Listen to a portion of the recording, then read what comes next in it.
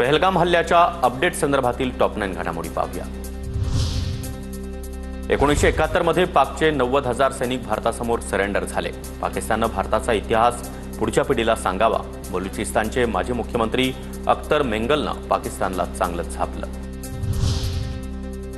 पाकिस्तान सैन्यच त्यांचा देश उद्ध्वस्त करणार हे मला आधीपासूनच माहिती होतं। भारत पाकिस्तानमध्ये तणावाची परिस्थिती असताना गायक अदनान सामीचं ट्विट। पहलगामच्या दहशतवादी हल्ल्यानंतर काश्मीरच्या अनंतनागमध्ये पोलीस अधिकाऱ्यांच्या बदल्या अनंतनागमध्ये 6 पोलीस अधिकाऱ्यांच्या बदल्या करण्यात आल्या। पहलगामचे स्टेशन हाऊस ऑफिसर म्हणजेच SHO रियाज अहमद यांची देखील बदली। धरणांचे दरवाजे बंद केल्यानंतर चिनाब नदी किनाऱ्यावर उद्घोषणा।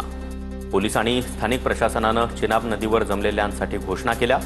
चिनाब नदीची पाण्याची पातळी लवकरच वाढेल। नदीतून बाहेर पडण्याचं आवाहन। दहशतवादी हल्ल्यानंतर पहलगाममध्ये सुरक्षा वाढवली। पर्यटन स्थळांवर आणि परिसरामध्ये ड्रोनद्वारे नजर ठेवली जाणार। पहलगाममधील हल्ल्यानंतर अनेक भागांमध्ये हाय अलर्ट। भारतीय हल्ल्याच्या भीतीने POKतील सर्वच गावं आणि रस्ते ओस पडले। पाकव्याप्त काश्मीरमधील हॉटेल्स आणि मदरसे देखील बंद। युद्धजन्य परिस्थितीमुळे पाकव्याप्त काश्मीरमध्ये सध्या घबराट। भारत हल्ला करेल या भीतीची पाकिस्तानला चांगलीच धडकी भरली। पाकिस्तानातील टाडा भागामध्ये पाक आर्मीची परेड।